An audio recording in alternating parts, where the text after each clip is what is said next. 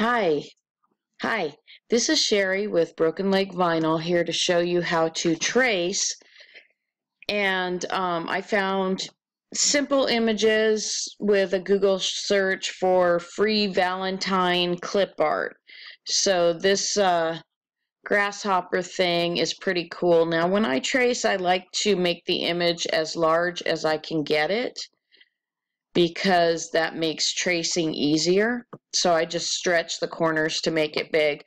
I do it on the map. Some people don't. Some people like to do it on the gray area, but I do it on the map. So over here on the left, this butterfly looking icon is the tracing panel. So you just click on that and then click on select trace area. And I really only want the grasshopper, so I'm just going to highlight him. I don't want the rest of the stuff yet. I can get that later. So I can adjust how big I want it so I get that flower in there. And I can make it a little tighter so it goes to his antenna. You know, it's all just what you want to do. Then to trace, you play with the threshold. Usually all you have to do is play with the threshold. For this one, I'm going to try and go up to 65. So I put my cursor there and I'm just using the backspace, and I'm going to type in 55 and press enter and see what it does. That looks like it's going to be a pretty good trace. I'm looking at the lines, making sure they're pretty solid with no breaks. So I'm going to go ahead and trace him. And then I can pull away the original. And of course, I don't throw that away. I don't delete that. So now I've got my grasshopper. And I really don't want all these hearts right now. So I'm just going to start deleting them out by releasing the compound path. So right click, release compound path, and then everything becomes separate. So you can see here's his extra piece. The hearts are all in two pieces. Now, that's not a bad thing that the hearts are in two pieces. It depends on what you want to do when you cut, because sometimes you want them to be two pieces so you can get the thin outside line, or you just want to have one piece so you can just have a solid heart. Totally up to you. So what I'm doing is I'm highlighting and selecting, or I'm just selecting and then pressing the delete key. Just depends on how close I am to the original grasshopper, because I don't want to delete him or any part of him. So that's what I do here.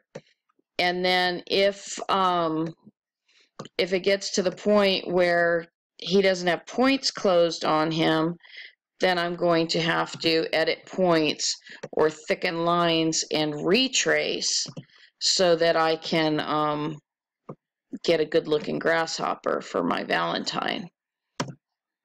So just some cleanup stuff, not difficult. I'm going to show you the next one. I'm going to group this and show you the next one, but basically to add color, go to the line, change the color. So I only selected the inside, but that's a closed line, so that's good.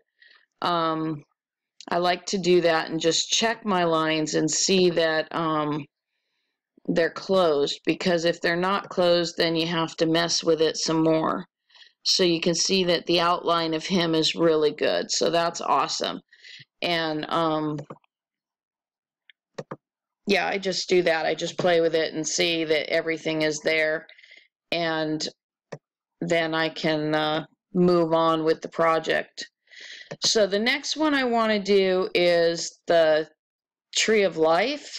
I don't know what it's called, but I like to think of it as a Tree of Life. I'm just grouping this and moving it over so you can see how to trace the Tree of Life here. So again, I make it big as I can get it. And then I'm going to choose select trace area. And I'm going to highlight the whole thing.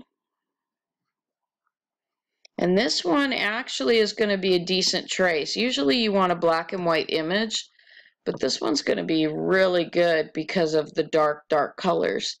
So you can see, just looking at that, at 45% threshold, it's looking pretty good. I'm still going to move it up to a 65, 55, just so that some of those lines are a little bit more smooth. And then I'm going to click trace and move away the tree, the original, and you can see what I've got. Now before I do anything, I'm going to release the compound path,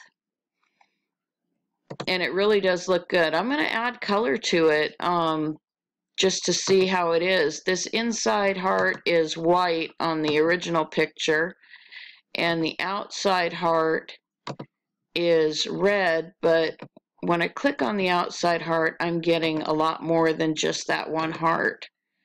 So watch and see what happens when I add red.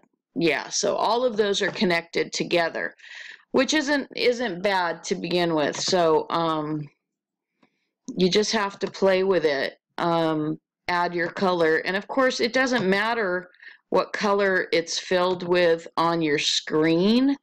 It matters what color you put on your mat when you cut, because you're the one who determines the color. It could be purple on your screen, but you could be printing it out, cutting it in green vinyl.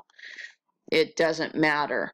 So yeah, this one was a really good trace. It was a good picture to trace. So I'm just going to group this and move it off. Again, just showing you different ways to trace. And the next one is these heart guys. I got to move the tree over a little so I can grab them. Okay, these guys, they're cute.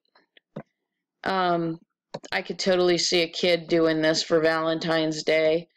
And shoot, if I taught elementary school instead of high school, I might use these guys on my board. You know, they're just so cute. So again, select trace area. And this is not a clear picture, so I don't expect the trace to be super good, but we'll see what happens. So we selected it. Okay, so we're good except for really the shoelaces. And I could just remove the shoelaces, because does he need shoelaces? No, not really. I'm going to try it at 65% threshold and see what it does.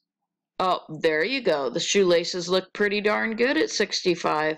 So I'm going to move it up to 70 and see what happens. And I just play with it until I get the look I want. And I think 70 is a pretty good look. So I'm going to trace at 70.